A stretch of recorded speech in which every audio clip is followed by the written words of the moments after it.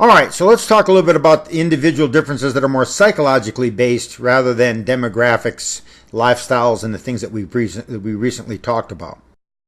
First, of course, is motivation. There are both general theories of motivation and specific motivational theories.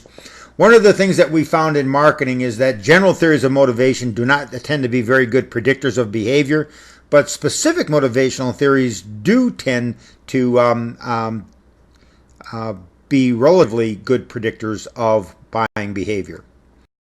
Let's start with the general theory. The general theory of that most books use and our book is using is called Maslow's hierarchy of needs.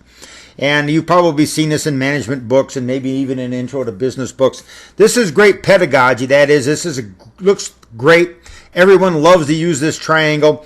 The argument behind Maslow's hierarchy of needs goes: level 1 is physiological needs, food, water, air, those sorts of things. And that you fill the psychological needs first, and then you move on to safety needs, and then you move on to social and love needs, and then self-esteem needs, and then self-actualization needs. Now, this all looks great, but it turns out that this is not the way that you are motivated.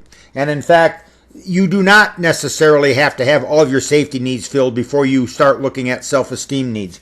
And so this hierarchy of needs that Maslow presents truly is not the way that individuals are motivated. And so while it's great pedagogy, it turns out not to be accurate, and as a result also tends not to be a very good predictor of buyer behavior.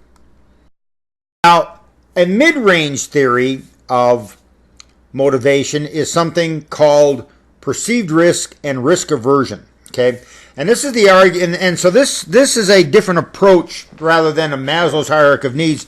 This is just an example of a mid-range theory of motivation. The argument is that most people are risk averse and that they tend to try to make decisions that reduce their risk over time. The kinds of risk that individuals might be concerned about would be financial risk. Of course, this is the risk of losing money, making a bad purchase decision and losing money. You might lose money on a house. You might lose money on a car. You might lose money on a college education. There is social risk. Social risk is the risk associated with other people looking unfavorably on you because of your decisions. So this might be you purchase something, or you acquire a service, and people think less of you as a result of this. This is that notion that you had when you were in grade school and high school, when you wanted to make sure that you wore the right brand of clothes to school. There is physical risk. Physical risk would be the potential physical harm that could come from you to you by making a bad decision. This could be anything from buying a bad pair of shoes and making your feet hurt, to buying an electrical appliance that actually could potentially shock or physically harm you. There is this issue called psychological risk, all right? And so this is the idea that there is risk of psychologically being harmed. That is, I make a purchase decision and it negatively influences my personality, or the experience is so negative that it actually influences my future behavior for psychological reasons. There's something called performance risk. This is the idea that you bought a product to do a very specific job and it doesn't perform. And of course, you like to buy products that are going to do what they say they're going to do. Then there's the issue of time risk. Okay, the time risk is the issue of buying something and a good or a service, and the idea that because you bought one thing, it doesn't work as quickly or as fast, and as a result, you lose one opportunity or another opportunity because this product did not work in a timely manner. And then there's, of course, the opportunity cost loss risk. This is the argument that if I buy A, then it probably means I won't be looking at C or D. So for an example, you decide to buy one particular kind of a putter for a golf game. And as you buy one putter, well, then it means that you're not going to buy the other 3 or 4 potential putters that are out there. So every time I make one purchase, it undoubtedly reduces opportunities to make other purchases. Now, in general, people are risk averse, and so there are a number of things that they might do to reduce perceived risk. This includes obtaining some sort of seals of approval. That is, someone who recommends this. This is, a UL recommendation or whatever.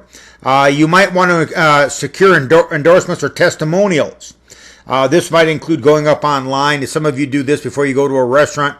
You go up and find out what the Yelp reviews were for that restaurant, or you go and you use something like a TripAdvisor before you decide to stay at a hotel. Another option would be to get a free trial or a sample.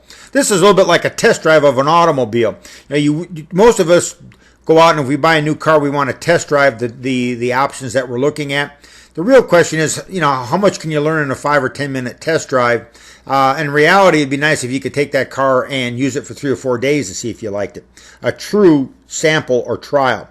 If you want to reduce perceived risk for people, you might give them extensive instructions and provide warranties and guarantees. So as from a marketing perspective, I would want to do all of these things to try to reduce the perceived risk. And the idea would be, if I can reduce the risk associated with my product, I certainly will get more people to consider it and purchase it. So that's how a mid-range theory of motivation might influence purchasing behavior. Next is the idea of perception. This is the way we view the world, and therefore it is the way that we react to new information. Your perception is, based on all of your experiences to this point in time, the way that you perceive things. As an example, the way that you perceive President Trump. That is based on a number of different pieces of information that you've seen over time. And depending on which news source you use, that information may be more positive or negatively skewed. Okay? So the idea here is that your perception of the world influences the way that you react to new information. And what you do is you try to make sure that you react to new information in a way that fits your current view of the world. This is called selective perception. This includes selective exposure and selective attention. That is, you tend to only expose yourself to things that agree with your perception of the world. So, for instance, if you are a Trump supporter, maybe you watch one news station, and if you are a Trump critic, maybe you watch a different news station. That is, you selectively expose yourself to the kind of information that either supports or doesn't support your current position. The second aspect of this is selective attention. This is, you tend to pay attention to things that you're interested in, and you tend to pay attention to things that support your current view of the world. Next on here is something called selective comprehension, and that means that when I look at information, I tend to process it in a way and understand it in a way that it fits my current perception of the world. Finally, there is this issue of selective retention and selective recall. That is, I tend to retain information that supports my views of the way the world works, and I tend to forget that information that doesn't. Same thing happens when I go to recall things. This is an important concept for marketers because it means that once your opinions and attitudes are formatted or formulated, and that you have a relatively strong opinion, attitude towards, for instance, my brand, it is very difficult for me to go in and change that in a short period of time. Well, what about this idea of subliminal perception? You've all heard about the famous popcorn stories at the movie theater and these sorts of things, and that a number of stores will, in their music, will actually put subliminal message about do not shoplift. Does subliminal perception work? Well, the term subliminal perception means that it is below the threshold of comprehension, which therefore means that if it's a word or if it's an image, it is presented to you in a way that you are not consciously knowledgeable of.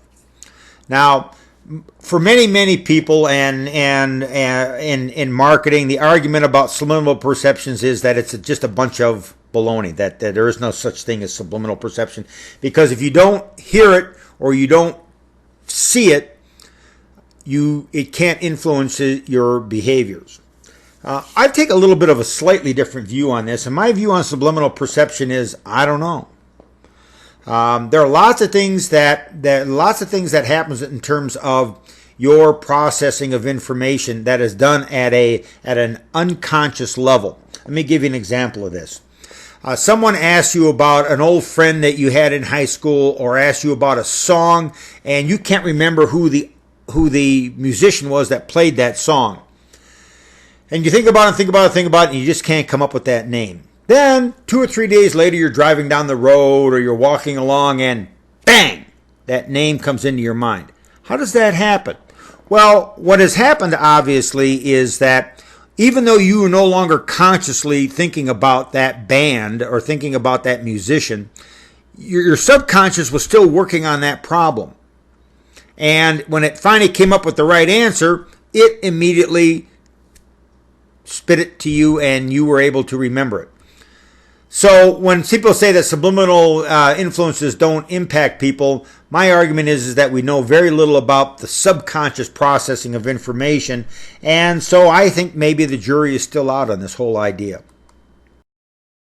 What about the consumer behavior and personality? Well, the consumer behavior and personality focuses on key personality traits. These are the enduring characteristics of a person.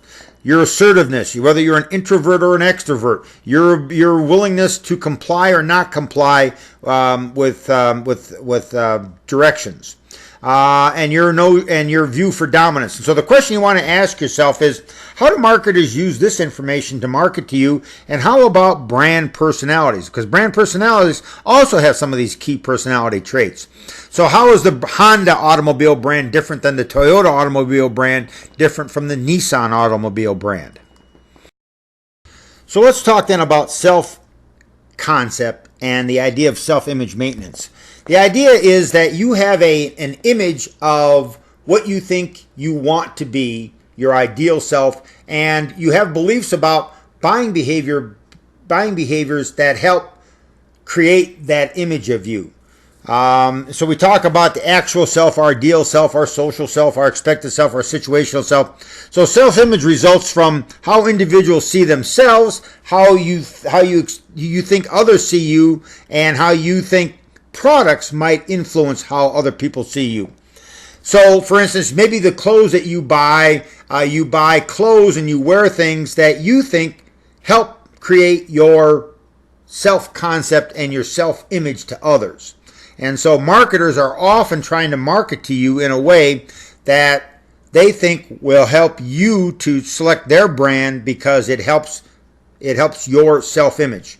As an example, for instance, some of you who are big fans of the Big Bang Theory might notice that the people in the Big Bang Theory use a particular type of computer.